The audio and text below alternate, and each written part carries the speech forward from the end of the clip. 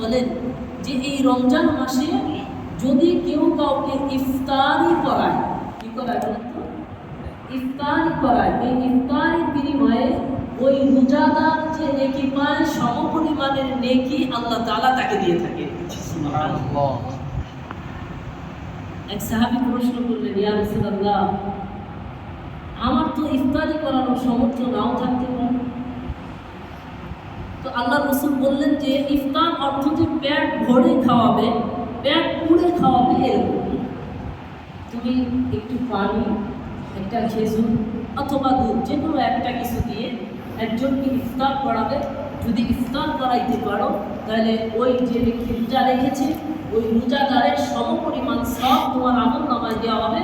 ওই রোজাদারের আমল নামা থেকে একটু নেকিও হ্রাস করা হবে না, একটু নেকিও কমানো হবে না।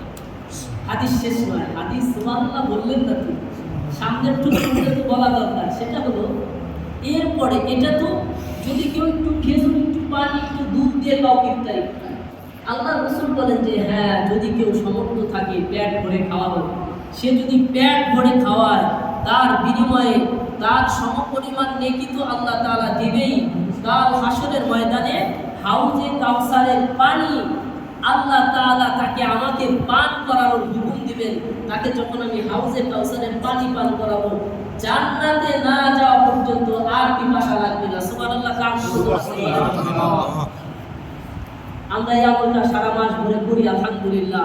আমরা কি ইফতারি দেই, ইফতারি করাই, ইফতারি একসাথে বসে করি, আলহামদুলিল্লাহ। তাহলে দেখছেন কত চমৎকার করে সালমান ফার্সি বলতেছেন যে আল্লাহ রাসূল শাবানের শেষে আমাকে ভাষণ দিয়েছেন আমাদেরকে যদি ইফতারি করানো হয় সমপরিমাণ নেকি হয়, পেট ভরে খাওয়ালে হাউজে কাউসারের পানি পান করানো হয়, ওই পানি পান করার পরে জান্নাতে না যাওয়া পর্যন্ত, কথা খেয়াল করেন, আমি আরো একটা জিনিস বুঝাবো, জান্নাতে না যাওয়া পর্যন্ত আর তার কোনোদিন পিপাসা লাগবে না।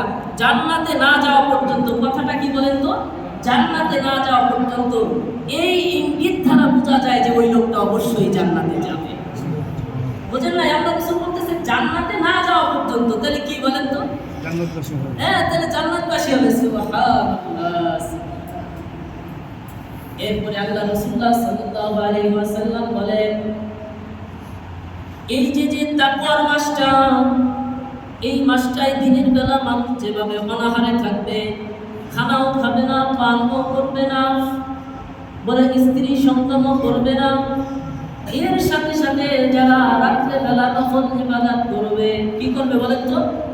নফল ইবাদত যারা রাত্রে বেলা করবে, অর্থাৎ যারা তাহাজ্জুদ করবে, যারা তারাবি করবে, কিয়ামুল লাইল করবে, আল্লাহর হাবিব সাল্লাল্লাহু আলাইহি ওয়াসাল্লাম বলেন এদের জন্যই আল্লাহ তাআলা রহমতের, মাগফিরাতের আর নাজাতের ঘোষণা করেছে।